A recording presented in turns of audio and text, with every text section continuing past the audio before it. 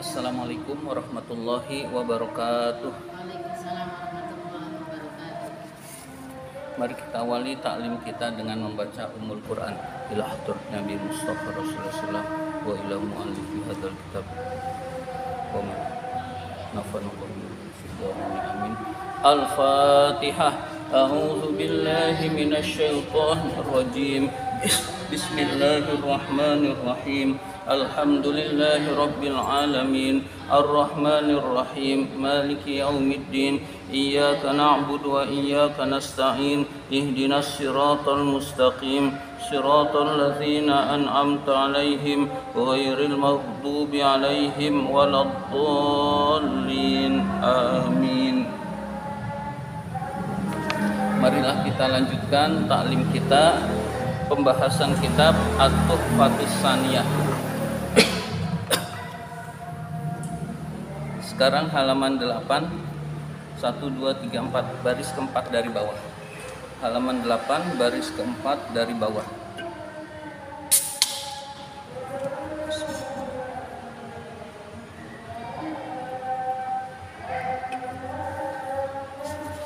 Bismillahirrahmanirrahim. Wa makna kaunihi maudu'an bil wad'il arabi.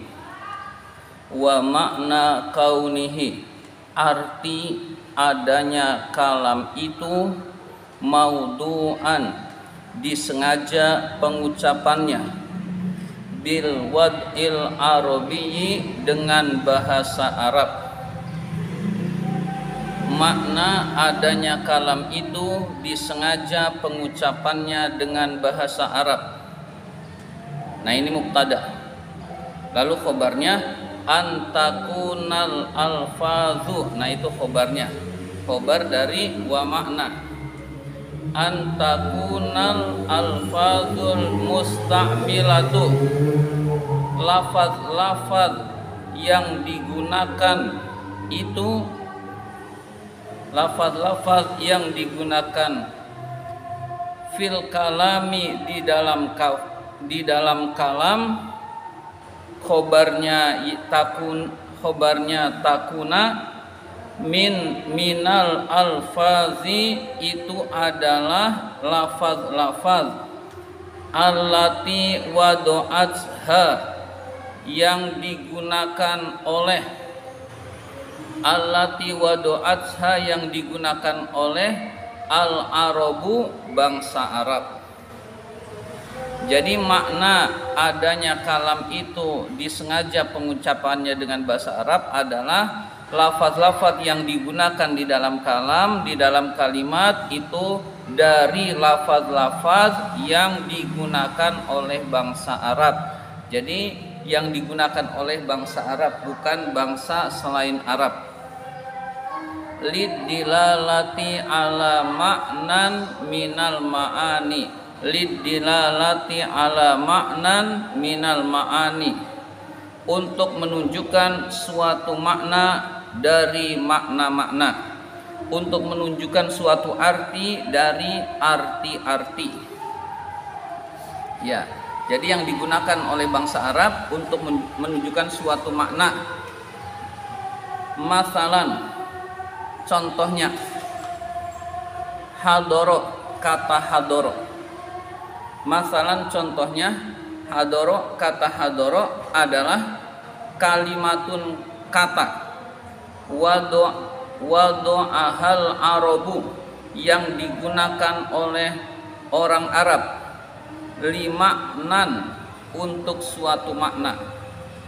Itu yang betul, limaknan, limaknan, untuk suatu makna. Wahwa, yaitu maknanya, yaitu makna hadoro adalah husulul huduri fiz zamanil madi. Husulul huduri fiz zamanil madi, terjadinya hadir pada waktu yang telah lalu. Jadi makna hador adalah hadir pada masa yang telah lalu, yaitu telah hadir. Wa kalimatu Muhammadun, wa kalimatu Muhammadun dan kata Muhammadun. Qad wadu'aha itu sungguh digunakan oleh, qad wadu'aha itu sungguh digunakan oleh al-arabu orang Arab limaknan untuk suatu makna, limaknan untuk suatu makna. Wahwa yaitu maknanya, yaitu maksudnya makna Muhammad yaitu zatus syakhsi, zatus syakhsi wujudnya seseorang, zatus syakhsi wujudnya seseorang, al musamma yang dinamakan, bihadzal ismi dengan nama ini, bihadzal ismi dengan nama ini. Jadi Muhammad adalah wujudnya seseorang yang dinamakan dengan nama ini, nama Muhammad. Artinya Muhammad adalah nama orang. Fa iza qulta jika kamu mengucapkan hadara Muhammadun, kata hadara Muhammadun, Muhammad telah hadir, takunu maka kamu, takunu maka kamu, qadis ta'malta, qadis ta'malta sungguh telah menggunakan, sungguh telah menggunakan kalimataini dua kalimat, kalimataini dua kata, sungguh telah menggunakan dua kata, kullun minhuma mimma wadu'ahul arabu, yang masing-masing dari keduanya itu, yang masing-masing dari keduanya itu termasuk kata, termasuk kata itu maksudnya mimma, mimma termasuk kata wadu'ahal arabu yang digunakan oleh orang Arab, yang digunakan oleh bangsa Arab. Al-arabu bisa orang Arab, bisa bangsa Arab maknanya. Mimma, kata mimma itu dari min ma, dari apa-apa, termasuk kata, saya terjemahkan termasuk kata. Apa-apa itu kan bisa artinya juga kata, termasuk kata yang digunakan oleh bangsa Arab. Saya ulang, kullun minhuma masing-masing dari dua kata itu, maksudnya kata hador dan kata Muhammadun, mimma itu termasuk kata wadu'ahal arabu yang digunakan oleh orang Arab. Ya, jadi kata hadoro, kata Muhammadun, dua-duanya kata yang digunakan oleh orang Arab.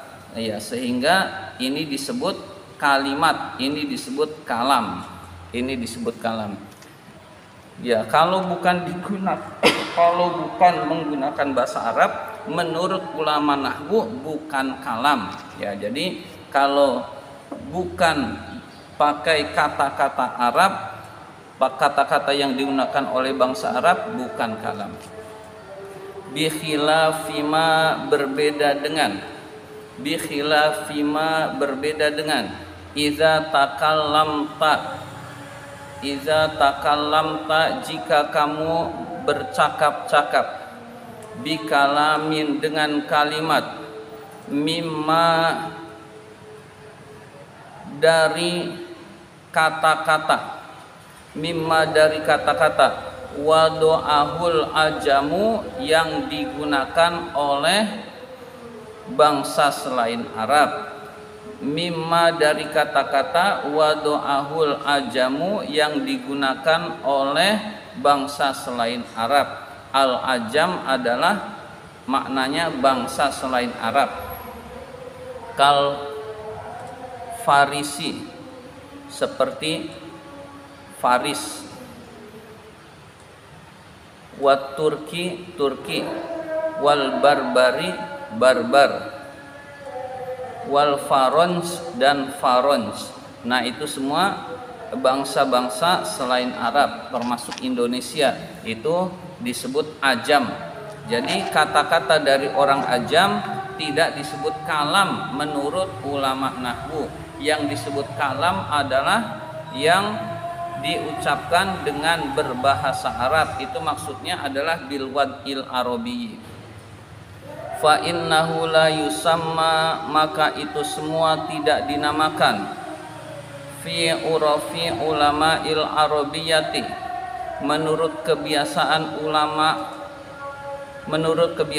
ulama bahasa Arab, kalaman sebagai kalam. Itu semua tidak dinamakan kalam menurut kebiasaan ulama bahasa Arab.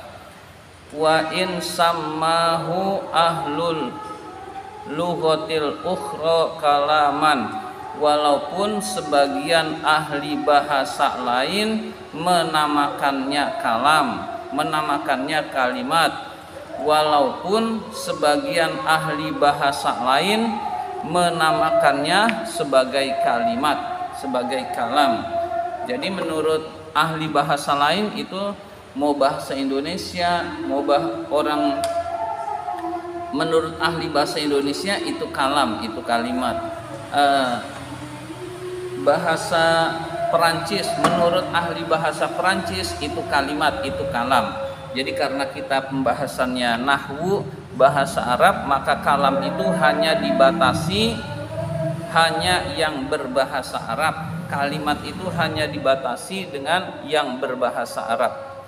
Titik, selesai sudah tentang pembahasan kalam. Pembahasan al-kalam huwa lafzul murakkabul mufidu bil wad'i. Selanjutnya adalah contoh-contoh. Amsilatun, contoh. Lil kalami, kalam. Amsilatun, contoh-contoh. Lil kalami, untuk kalam atau kalimat. Tidak usah pakai untuk, boleh pakai untuk, boleh. Contoh-contoh kalimat al-mustawfa, yang memenuhi, asyuruto, syarat. Contoh-contoh kalimat yang memenuhi syarat. Syaratnya apa? Syaratnya yang tadi, yaitu lafaz tersusun, bisa dipahami dan diucapkan dengan berbahasa Arab. Itu maksud syaratnya. Jadi syarat kalam itu adalah lafaz tersusun dari huruf hijaiyah, lalu diucapkan suara, lalu tersusun, nggak boleh satu kata, lalu memberi pemahaman, lalu disengaja dengan berbahasa Arab. Nah, itu yang disebut dengan al-mustawfa, yang memenuhi syarat. Ditirukan. Al-jawu sahwun, Al-jawu sahwun, al-bustanu muthmirun, al-bustanu musmirun, al-hilalu sati'un, al-hilalu satirun, as-sama'u sofiyatun, sama'u sofiyatun, yudi'ul qamaru lailan, yudhibul qamaru lailan, yanjahul mujtahidu, yanjahul mujtahidu, la yuflihul kasulu, la yuflihul kasulu, la ilaha illallahu, la ilaha illallah, Muhammadun safwatul mursalina, Muhammadun safwatun al-mursalina, Allahu rabbuna, Allahu rabbuna, Muhammadun nabiyuna. Muhammadun nabiyuna. Silakan baca lagi, sekali lagi sendiri. Al-jawu sahun, al-bustanu musmirun, al-hilalu sati'un, as-sama'u sofiyatun, yudhi'ul qamaru lailan, yanjahul mujtahidu, la yuflihul kasulu, la ilaha illallah, Muhammadun safwatul mursalin, Allahu rabbana, Muhammadun nabiyina. Iya, Allahu rabbuna, Muhammadun nabiyuna. Baik, al-jawu sahwun, udara itu cerah. Udara itu cerah, tidak hujan, tidak gelap.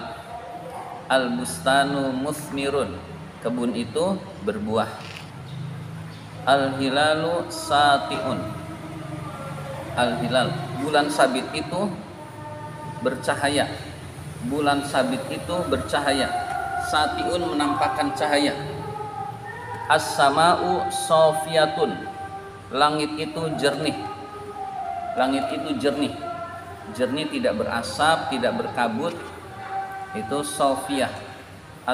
Langit itu jernih. Yudhi'ul qamaru lailan. Bulan itu menerangi pada malam hari. Yudhi'u menerangi. Bulan itu menerangi lailan pada malam hari.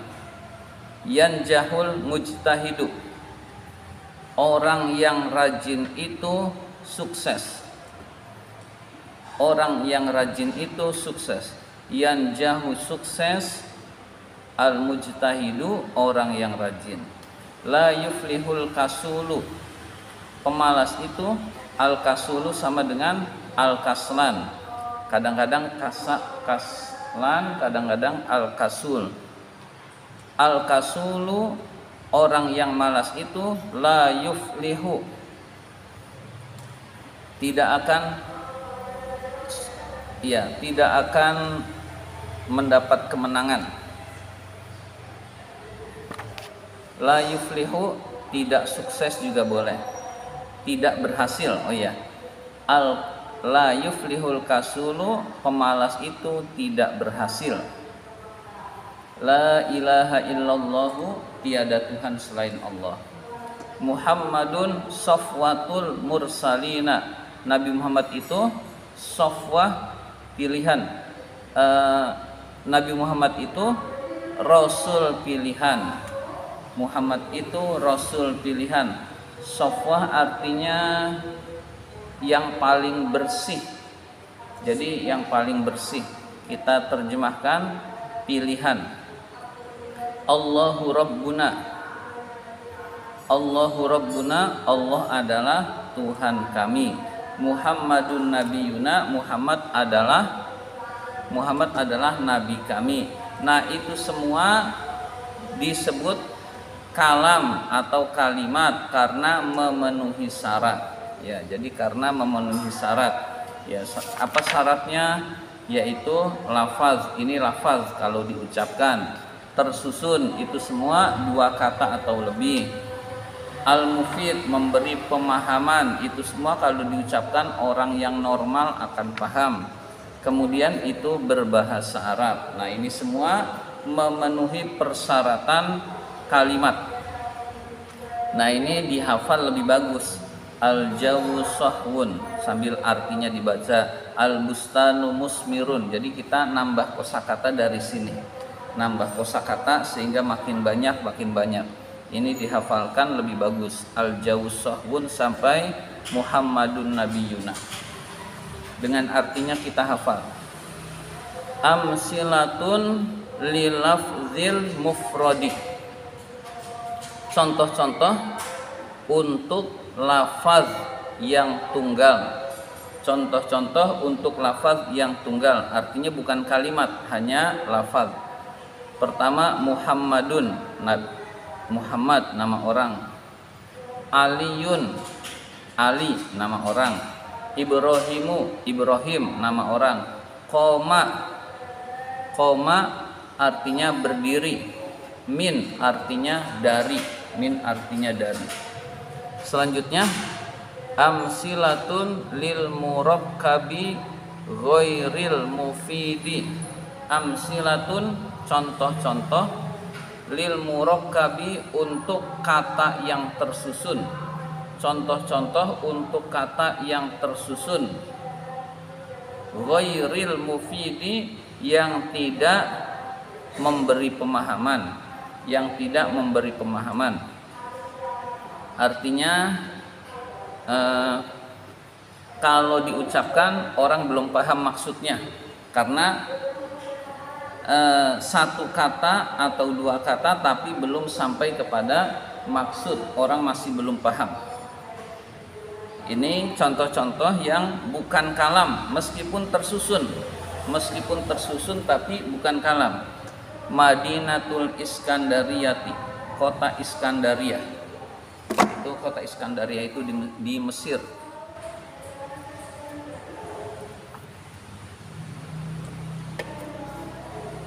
Ya, ada orang mengucapkan kota Iskandaria. Nah, itu belum paham apa maksudnya. Abdullah, nama orang. Hadramaut. Nah, ada orang bilang Hadramaut, itu belum bisa dipahami sebuah kalimat. Lau ansofan nasu.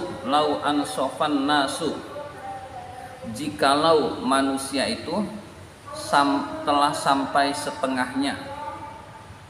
Ini masih belum jelas, bisa sampai setengah perjalanan. Lau ansofan nasu, jika manusia itu sampai setengahnya, telah berjalan sampai setengahnya, lalu lanjutannya nggak ada, maka bukan disebut kalimat. Idza jaa asyita'u, jika musim dingin itu datang. Jika musim dingin itu datang, nah itu seolah-olah panjang tapi bukan kalimat, karena tidak dimengerti apa yang dimaksud. Kalau nggak ada izanya dipahami, musim dingin itu datang, nah itu kalimat. Jika musim dingin itu datang, nah itu bukan kalimat. Nah ini contoh-contoh yang bukan kalimat, tersusun tapi bukan kalimat. Mahma akhfal murai, ketika orang yang ria itu menyembunyikan, maksudnya menyembunyikan amal. Ketika orang yang ria itu menyembunyikan, orang yang ria itu biasanya pamer amal. Nah, ketika orang yang ria itu menyembunyikan amal, nah itu masih nggak dipahami apa maksudnya, sehingga bukan kalimat. In tola'atis syamsu, jika matahari itu terbit. Nah, jika matahari itu terbit, ngomong sampai di situ saja, maka itu bukan kalimat atau bukan kalam, harus ada lanjutannya. Selanjutnya kita bahas as'ilatun, soal atau pertanyaan. As'ilatun jamak dari su'alun. Su'alun pertanyaan atau soal. Pertanyaan-pertanyaan ala ma taqaddama, atas pelajaran yang telah lalu. Jadi pelajaran yang telah lalu ditanyakan kembali. Mahwal kalamu, apa kalam itu, apa kalimat itu? Kita jawab saja sambil lihat. Al kalamu huwa lafdzul murakkabul mufidu bil wad'i, itu jawabannya sampai situ. Ma makna kaunihi lafdzon, apa arti adanya kalam itu berupa lafaz? Apa arti adanya kalam itu berupa lafaz? Kita lihat jawabannya di sini. Makna kaunihi lafdhun ayyakuna sautan mustamilan ala ba'dil hurufil hijaiyatil lati tubda'u bil alifi wa tantahi bil ya'i. Sampai situ jawabannya. Makna adanya kalam itu berupa lafaz adalah kalam itu berupa suara yang mengandung sebagian huruf hijaiyah yang dimulai dari alif dan diakhiri dengan ya. Itu makna kaunihi lafdzon. Ma makna kaunihi mufidan, apa arti adanya kalam itu mufid, berfaedah, bisa dipahami? Kita cari jawabannya.